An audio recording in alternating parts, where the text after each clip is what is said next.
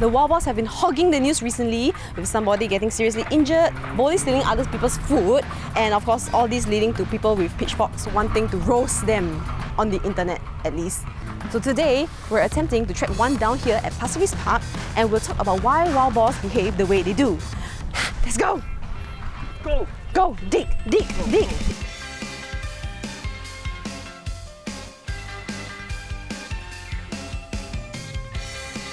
To be honest, I'm not a wild boar expert, so I'm bringing on board a friend who's a well-respected wildlife naturalist in Singapore to help us out. Hello! Hey, hi MJ. Good to see you. Nice to Long see time you. no see. This... If you look at the ground, do you see all the tracks, all the signs of wild boar activity? Wild boar are basically the ancestors of domestic pigs. And they have the, yes, exactly. And they have the same general body form. So as they walk around, they leave their little hoof prints over here. See, there's this marking over here. Even though wild boars are omnivorous creatures and they are known to eat anything they can find, they feed mainly on seeds, tubers, and protein sources such as worms and insects. So it's their natural behavior to dig up soil because most of their food sources are found near or beneath the soil surface. So when they detect it using their keen sense of smell, they will attack and target, and they will dig using their specialized snouts. This digging behavior is also known as rooting.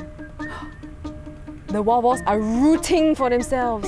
加油, 加油, 加油. Stop it. Another pun.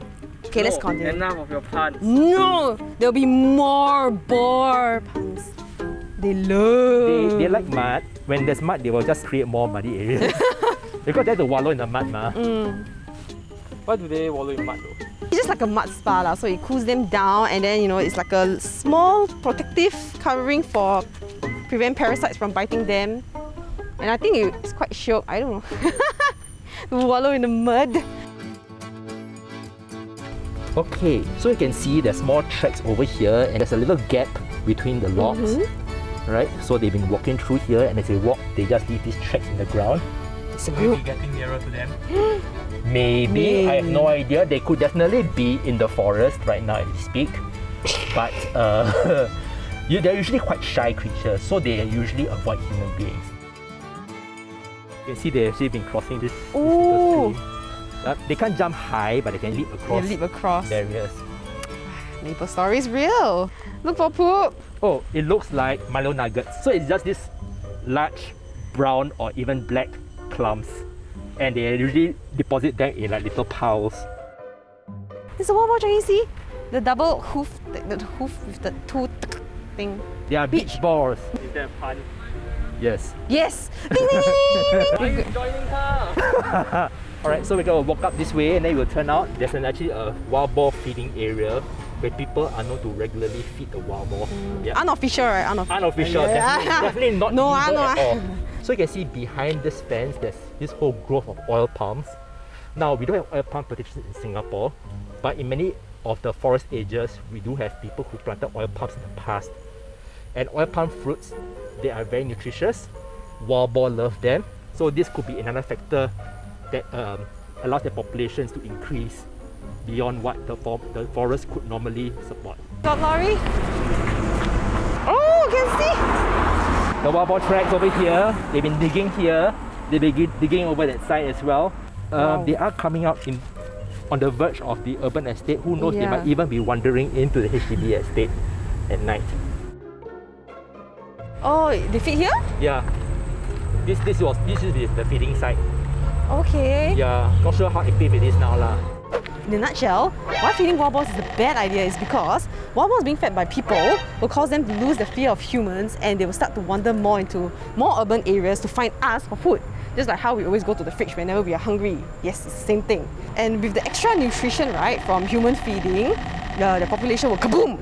And coupled that with their shrinking forest habitats, you will have more of them like crossing paths with us, and that will lead to high chances of human-wildlife conflicts. The sun has set, and we're going to continue in our search for the wild boars.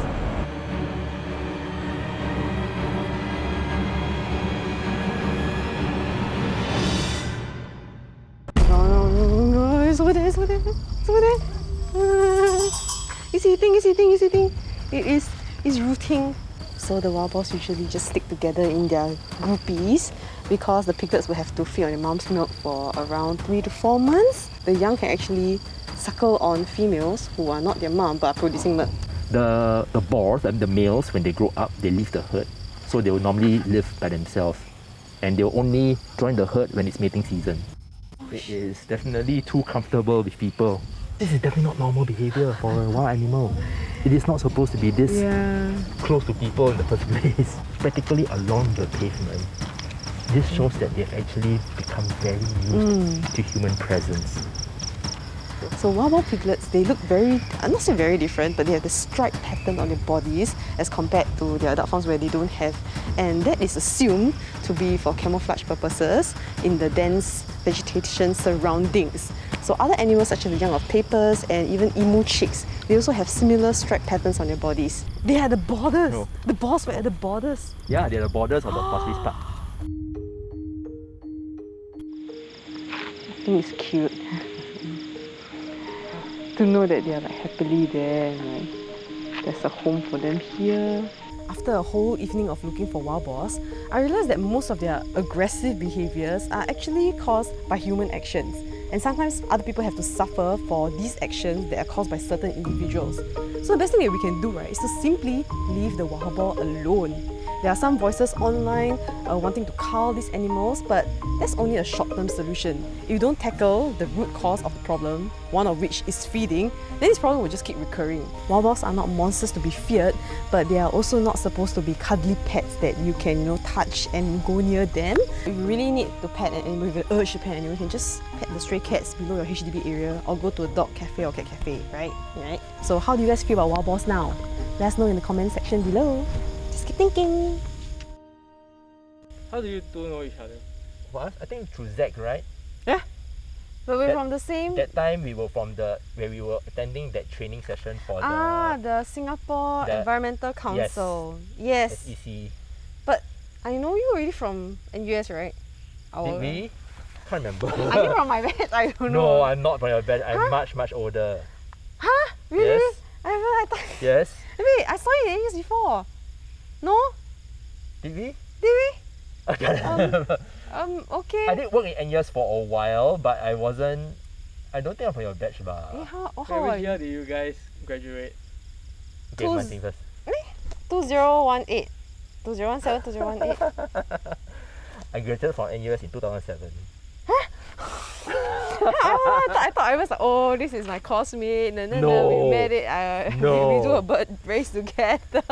I didn't do bird race with you. Then how do I know? Wait, how do I know you? Just through Zach? Yes. Just on. Oh. Do you mix me up with some other person? No, I think I just see your name everywhere.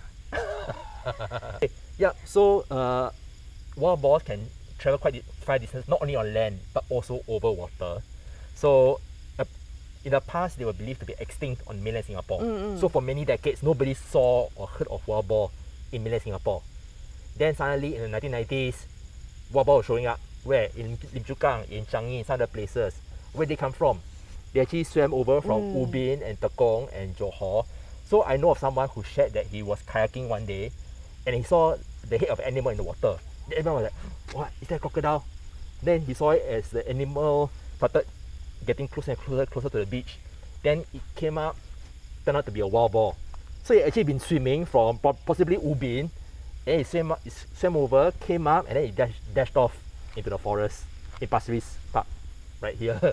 So yeah, so they are definitely crossing in between the island and Johor and mainland Singapore, and that is how they have recolonized some of the areas where they used to live.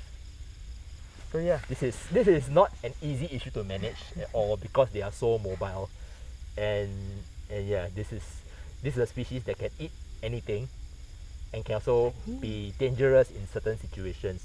But if we find ways to manage human activities and human behaviors, how you interact with them, then I think this sort of conflict can be reduced. For sure.